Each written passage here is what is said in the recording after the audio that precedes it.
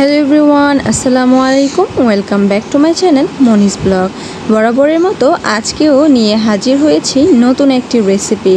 আর আজকের রেসিপি হচ্ছে ইলিশ মাছের মাথা দিয়ে কচু শাক রান্না। আমি 100% গ্যারান্টি দিয়ে বলতে পারি যে এইভাবে যদি আপনি ইলিশ মাছের মাথা দিয়ে কচু শাক রান্না করে দেন তাহলে পরিবারের সবাই কিন্তু মাংসের স্বাদটাই ভুলে যাবে।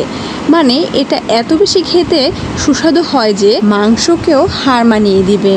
এই কচুগুলি কিন্তু ঢাকা শহরেও কিনতে পাওয়া যায় এবং গ্রাম অঞ্চলে কিন্তু ঝোপঝাড়ে হয়ে থাকে।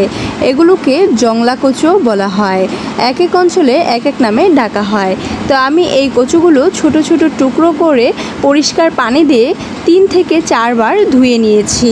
যেহেতু আজকের এই কচু শাকটি রান্না করব ইলিশ মাছের মাথা দিয়ে, তাই আমি দুটো ইলিশ মাছের মাথা 2 টুকরো করে কেটে নিয়ে 4 টুকরো করে নিয়েছি এবং পরিষ্কার পানি দিয়ে ভালোভাবে ধুয়ে নিয়েছি। এবার চলুন আপনাদের দেখিয়ে দেই আজকের এই অত্যন্ত সুস্বাদু কচু শাক রান্না করার জন্য কি কি ইনগ্রিডিয়েন্টস লাগবে। আপনারা দেখতেই পাচ্ছেন আমি কচু শাক রান্নার জন্য নিয়েছি দুটো ইলিশ মাছের মাথা, পেঁয়াজ কুচি, কাঁচামরিচ কুচি, আদা এবং রসুনের পেস্ট, 2টি তেজপাতা এবং 3টি এলাচ। এছাড়াও আরও কিছু ইনগ্রিডিয়েন্টস লাগবে যা আপনারা রান্না করার সময় দেখতে পাবেন। সবার প্রথমে আমি কচু শাকগুলো সেদ্ধ করে নিব। তাই একটি কড়াইয়ের মধ্যে কেটে রাখা পরিষ্কার কচু শাকগুলো দিয়ে দিচ্ছি।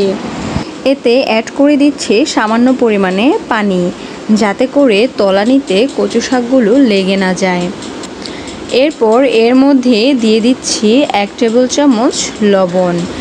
কাঁচা অবস্থায় কচু শাক অনেকগুলো দেখতে মনে হলেও রান্না করার পর কিন্তু একদম গলে অল্প হয়ে যায়। প্রথমে আমি কড়াইয়ের মধ্যে অল্প কিছু কচু শাক দিয়ে দিয়েছি, যেহেতু একত্রে সবগুলো কচু শাক জায়গা নিচ্ছে না।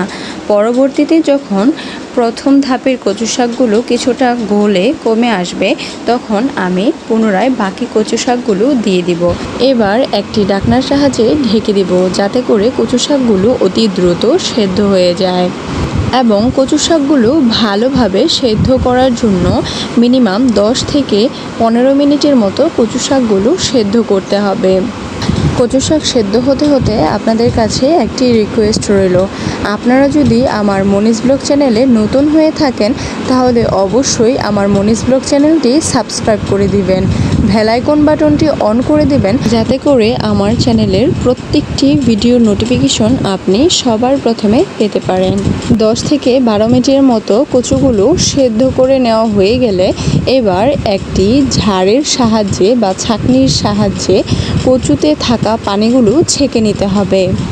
কচুতে থাকা পানিগুলো যদি আপনি ছাঁকনির সাহায্যে ছেঁকে না নেন তাহলে কিন্তু কচু শাক রান্না করার পরে খাওয়ার সময় আপনার গলায় কিছুটা চুলকানি হতে পারে। তাই অবশ্যই রান্না করার পূর্বে সেদ্ধ করা কচু শাকগুলো একটি ছাঁকনির সাহায্যে ছেঁকে নেবেন। আপনারা দেখতেই পাচ্ছেন আমার কচু শাকগুলো পারফেক্টলি সেদ্ধ হয়ে গিয়েছে। তাই আমি একটি ছাঁকনির সাহায্যে কচু শাকে থাকা পানিগুলো ছেঁকে নেব। কচু শাকের পানিগুলো ঝরতে থাকুক, আমি এবার মূল রেসিপিতে চলে যাই। একটি প্যান নিয়ে নিয়েছি, এতে দিয়ে দিচ্ছি পরিমাণ মতো সরিষার তেল, আপনারা সয়াবিন তেলও ব্যবহার করতে পারেন। এবার এর মধ্যে দিয়ে দিচ্ছি পেঁয়াজ কুচি। এই পেঁয়াজ কুচিগুলো ততক্ষণ পর্যন্ত ভেজে নিতে হবে যতক্ষণ না হালকা বাদামি রঙের ধারণ করছে। এবার এর মধ্যে দিয়ে দিব 2টি তেজপাতা এবং 3টি এলাচ। এতে কিন্তু রান্নার ফ্লেভারটা অনেক বেশি সুন্দর হবে। এবার এর মধ্যে দিয়ে দিব স্বাদ অনুযায়ী লবণ, আপনারা আপনাদের স্বাদ অনুযায়ী লবণ দিয়ে দিবেন। যেহেতু কচু সেদ্ধ করার সময় লবণ দিয়েছিলাম তাই এই ক্ষেত্রে পরিমাণে কিছুটা কম লবণ দিতে হবে। আমি 1.5 টেবিল চামচ লবণ দিয়ে দিয়েছি। পেঁয়াজ যখন পুরোপুরি ব্রাউন কালার হয়ে যাবে তখন দিয়ে দিতে হবে পরিষ্কার করে কেটে রাখা ইলিশের মাথাগুলো। এবার 4 থেকে 5 মিনিটের মতো এই ইলিশের মাথাগুলো ভেজে নিতে হবে। এই মুহূর্তে কিন্তু কোনোভাবেই পানিটা ব্যবহার করা যাবে না এবং চুলার হিটও হাই করা যাবে না। লো হিটে এই মাছগুলো তেলের মধ্যে ভেজে নিতে হবে।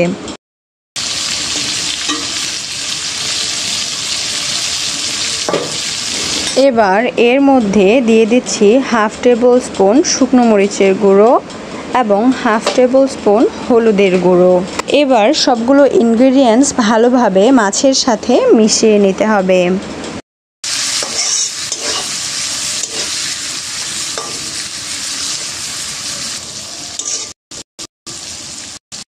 এই মুহূর্তে দিয়ে দিচ্ছি ফালি করে কেটে রাখা কাঁচামরিচগুলো। সবগুলো ইনগ্রেডিয়েন্টস 2 মিনিটের মতো ভেজে নিয়ে এর মধ্যে দিয়ে দিব সামান্য পরিমাণে পানি, যাতে করে পেঁয়াজ কুচিগুলো পুড়ে না যায়। এবার পানির মধ্যে বলক চলে আসলে এর মধ্যে দিয়ে দিব আদা এবং রসুনের পেস্ট। আমি আদা এবং রসুন একসাথে ব্লেন্ড করে নিই। এই ক্ষেত্রে আমি আদার থেকে রসুনের পরিমাণটা একটু বেশি দিয়ে থাকি। আমি এখানে 1 টেবিল স্পুনের মতো আদা এবং রসুনের পেস্ট দিয়ে দিয়েছি। এবার সবগুলো ইনগ্রেডিয়েন্টস ততক্ষণ পর্যন্ত ভেজে নিতে হবে যতক্ষণ না উপরে তেল ভেসে উঠছে। প্রায় 3 থেকে 4 মিনিটের মতো এগুলো ভেজে নিলেই কিন্তু তেল উপরে ভেসে উঠবে। আপনারা দেখতেই পাচ্ছেন আমার কিন্তু তেলগুলো উপরে ভেসে উঠছে এবং বুদবুদ করছে। এই মুহূর্তে আমি সেদ্ধ করা কচু শাকগুলো দিয়ে দিব। আপনাদের জন্য কিন্তু কষ্ট করে ভিডিও করে থাকি, তাই আপনারাও একটু কষ্ট করে আমার চ্যানেলটি সাবস্ক্রাইব করে দিবেন এবং বেল আইকন বাটনটি অন করতে কিন্তু ভুলবেন না। আর আমার আজকের এই রেসিপিটি কীরকম লেগেছে অবশ্যই কমেন্ট করে জানাবেন। এবং আপনারা যদি আমার এই রেসিপিটি দেখে বাসায় ট্রাই করে থাকেন, আপনাদের কাছে রেসিপিটি কীরকম লেগেছে সেটিও কিন্তু আমার কাছে কমেন্ট করে শেয়ার করে দেবেন। এবার সবগুলো ইনগ্রেডিয়েন্টস ভালোভাবে মিশিয়ে নিতে হবে। মিশিয়ে নেওয়ার পর এগুলো প্রায় 15 থেকে 20 মিনিটের মতো রান্না করতে হবে। যতক্ষণ না কচু শাকগুলো একদম মিশে যাবে ততক্ষণ পর্যন্ত এটা রান্না করতে হবে। এবং এটা রান্না করতে করতে কিন্তু এটাতে কোনো রকম পানি থাকবে না, অনেকটা শুকিয়ে যাবে। গলায় চুলকানি হবে এই ভয়ে কিন্তু অনেকেই কচু শাক খেতে চায় না, কিন্তু আপনি যদি একবার বাসায় এরকমভাবে কচু শাক রান্না করে দেন তাহলে কিন্তু তারা বুঝতেই পারবে না এটা কচু শাক রান্না করেছেন। এটাতে এইভাবে রান্নার ফলে গলায় কিন্তু কোনো রকম চুলকানি হয় না, খেতে অত্যন্ত সুস্বাদু হয়। তাই আপনাদের কাছে রিকোয়েস্ট করব আপনারা একদিন হলেও আমার এই পদ্ধতিগুলো ফলো করে বাসায় কচু শাক রান্না করে দেবেন। কচু শাকে রয়েছে প্রচুর পরিমাণে ভিটামিন ও খনিজ লবণ, যা দৃষ্টিশক্তি বৃদ্ধি ও দেহের রক্তশূন্যতা দূরীকরণে সাহায্য করে। এছাড়াও কোষ্ঠকাঠিন্য দূরকরণে কচু শাকের ভূমিকা অনস্বীকার্য। কচু শাক উচ্চ রক্তচাপ কমাতে এবং গ্যাস্ট্রিকের সমস্যা দূরীকরণে সাহায্য করে থাকে। শরীরের অতিরিক্ত ওজন কমাতে সহায়তা করে এবং দেহের রোগ প্রতিরোধ ক্ষমতা বৃদ্ধি করে থাকে এই কচু শাক। এছাড়াও রক্তের হিমোগ্লোবিন বৃদ্ধি করে। রাতকানা রোগ থেকে মুক্তি পেতে হলে অবশ্যই কিছুদিন পর পর বা মাসে একবার হলেও কচু শাক রান্না করে খাওয়ার চেষ্টা করবেন। আশা করি আপনারা বুঝতে পেরেছেন কচু শাক আমাদের দেহের জন্য কতটা গুরুত্বপূর্ণ। এটা খেতে যতটা সুস্বাদু, এটা কিন্তু আমাদের দেহের জন্য এর থেকে বেশি উপকারী। আপনারা দেখতেই পাচ্ছেন আমার কচু শাক রান্নাটা কিন্তু প্রায় শেষের দিকেই। এটা দেখতে কতটা লোভনীয় লাগছে। আমি যেদিন বাসায় এই কচু শাক রান্না করি ওই দিন অন্যান্য খাবার মুখেই তুলি না। আমি এই কচু শাক দিয়েই পেট ভর্তি করে ভাত খেয়ে ফেলতে পারি। তাহলে বুঝতেই পারছেন এই কচু শাকটা কত বেশি সুস্বাদু হয়।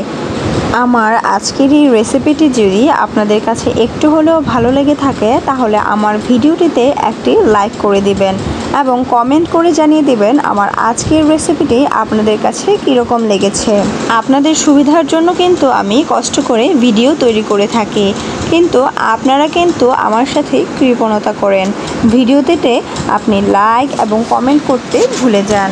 তাই আপনাদেরকে রিকোয়েস্ট করব আপনারা যারা যারা আমার মনিজ ব্লগ চ্যানেলটি এখনও সাবস্ক্রাইব করেননি তারা এখনই আমার মনিজ ব্লগ চ্যানেলটি সাবস্ক্রাইব করে দিবেন এবং পাশে থাকা বেল আইকন বাটনটি অন করে দিবেন, যাতে করে আমার চ্যানেলের সকল প্রকার ভিডিও নোটিফিকেশন আপনি সবার প্রথমে পেতে পারেন। আমার আজকের এই রেসিপিটি আপনারা আপনাদের প্রিয়জনদের কাছে শেয়ার করে দেবেন, যাতে করে তারাও এই সুস্বাদু রেসিপিটি ট্রাই করতে পারে। আজ এ পর্যন্তই। আমার ভিডিওটি সম্পূর্ণ দেখার জন্য আপনাদের অসংখ্য ধন্যবাদ।